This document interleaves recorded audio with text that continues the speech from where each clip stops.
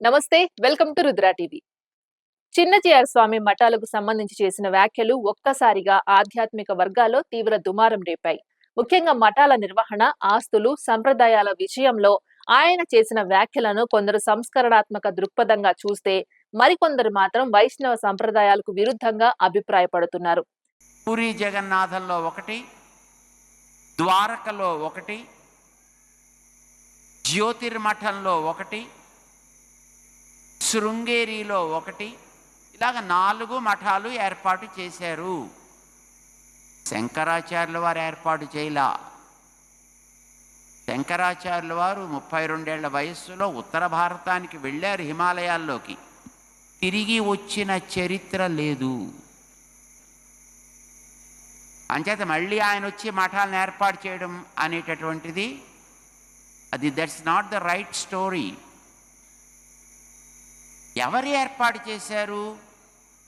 తర్వాత కాలంలో 13వ శతాబ్దంలో మన విజయనగర మహాసామ్రాజ్య సంస్థాపకులైనటువంటి హరిహరరాయలు, బుక్కరాయలకి గైడ్గా ఉండేవారు విద్యారణ్య స్వామి. వేద భాష్యాలని రచించినటువంటి మహాపండితుడు ఆయన. వేదాంత దేశికుల వారి యొక్క సహాధ్యాయి. ఆయన విజయనగర మహాసామ్రాజ్యాన్ని ఏర్పాటు చేశాడు. ఆయన ఏర్పాటు చేశారు ఈ 4 పీఠాలని. ఆయన కాలంలో పంచాయతనాన్ని ఇంట్రడ్యూస్ చేసింది కూడా ఆయనే. శంకరాచార్యుల వారి కాలంలో పంచాయతనం ఆయన ఆరాధన చేయలేదు. ఆయన నారాయణ పరాయణుడు. ఆదిశంకరాచార్యుల వారు అని చెప్పేటటువంటి మహనీయులు శుద్ధ వైష్ణవుడైన తత్వం, అద్వైత తత్వం. కానీ ఆయన ఉత్తమ వైష్ణవుడు. ఆయన రాసినటువంటి వ్యాఖ్యానాలు ఉన్నాయి మనకి భగవద్గీతకి, బ్రహ్మసూత్రాలకి, ఉపనిషత్తులకి. ఎందులో మనం చూసిన శుద్ధమైనటువంటి స్పష్టమైనటువంటి నారాయణ పరతత్వ ప్రతిపాదన ఆయన బల్లగుద్ది చెప్పినట్టు ఉంటుంది. ఇంకా అక్కడక్కడ రామానుజుల వారు కాస్త మొహమాట పడి సర్వేశ్వరేశ్వర అని వాడుతూ ఉంటారు. కానీ శంకరాచార్యుల వారికి అట్లాంటి మొహమాటాలు ఏమీ లేవు.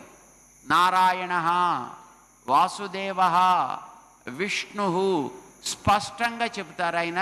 వారి భాష్యాల్లో మనకి లభిస్తాయి భాష్యాలు.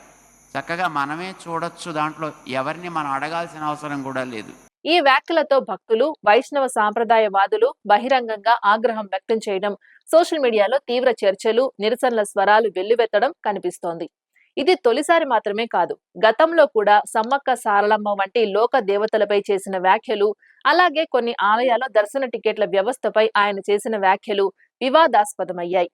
అప్పుడు కూడా ఒక వర్గం ఆయన మాటలను తాత్విక చర్చగా సమర్థించగా, మరో వర్గం మాత్రం భక్తుల మనోభావాలను దెబ్బతీసేలా ఉన్నాయని విమర్శించింది. ప్రస్తుతం మఠాల అంశంలోనూ అదే పరిస్థితి కొనసాగుతోంది.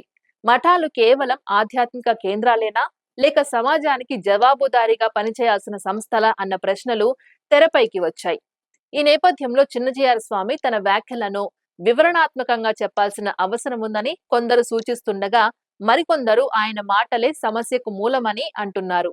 మరోవైపు ఈ వివాదాల మధ్యనే ఆయన వేదాల పరిరక్షణ, భగవద్గీత పారాయణం, యువతకు ధార్మిక విలువల బోధన వంటి కార్యక్రమాలు కొనసాగించడం కూడా గమనార్హం. ఆయన నిర్వహిస్తున్న ఆధ్యాత్మిక కార్యక్రమాలను అనేక మంది భక్తులు ప్రశంసిస్తుండగా, వివాదాస్పద వ్యాఖ్యల కారణంగా ఆ సేవలు మసకబారుతున్నాయన్న అభిప్రాయం కూడా వినిపిస్తోంది. మొత్తానికి చిన్నజీఆర్ స్వామి మఠాల వివాదం కేవలం ఒక వ్యక్తి వ్యాఖ్యలకే పరిమితం కాకుండా, సంప్రదాయం, సంస్కరణ మధ్య ఉన్న సున్నితమైన సమతుల్యతను మరోసారి తెరపైకి తీసుకువచ్చింది. ఇది ఎటు దారి తీస్తుందన్నది భక్తుల స్పందనతో పాటు స్వామి నుంచి వచ్చే తదుపరి వివరణలపై ఆధారపడి ఉంటుందని ఆధ్యాత్మిక వర్గాలు భావిస్తున్నాయి. ఇది ఇవాల్టి అప్డేట్. మరో అప్డేట్ తో మళ్ళీ కలుద్దాం. అంతవరకు చూస్తూనే ఉండండి రుద్ర టీవీ.